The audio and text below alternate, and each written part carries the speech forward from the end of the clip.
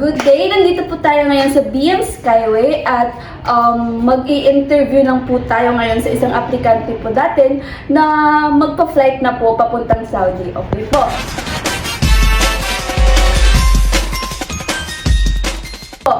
We have here Miss, ano po yung pangalan niyo? Ako po si Nina Nobly Okay po. Saan po tayo pupunta, ma'am? sa KSE po. So, ano po yung trabaho natin sa Saudi, ma'am? Bilang isang domestic helper po. Okay. Bakit niyo po naisipang magtrabaho po sa Saudi, ma'am? Para sa pamilya na rin. Okay po. Gagawin po talaga natin lahat para sa pamilya natin, di ba po? Tama pa. Okay po. Matanong din po kita, ma'am. Ano po yung experience niyo po dito sa BM Skyway po?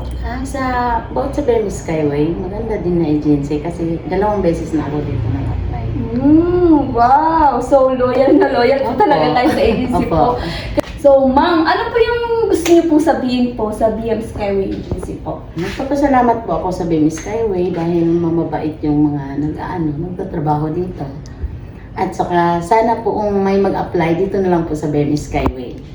Yes po. And then po, ma'am, ano po yung nais niyo po sabihin sa mga future applicants po na nais po magtrabaho sa Saudi as a domestic helper po? Sana kung gusto nila mag-apply dito na lang po sa BM Skyway. Kasi mababait yung mga nagtatrabaho po dito. Yes, true. Yes, Tama po yan, ma'am. totoo yan. 2 balik na ako dito. Wow, loyal na loyal po si ma'am sa amin sa BM Skyway. So kita niyo po, binabalikan talaga po yung agency pag maganda po servisyo yung binibigay. Tama po? Yes po. Yes. Thank you, BM Skyway! Let your dreams be your wish!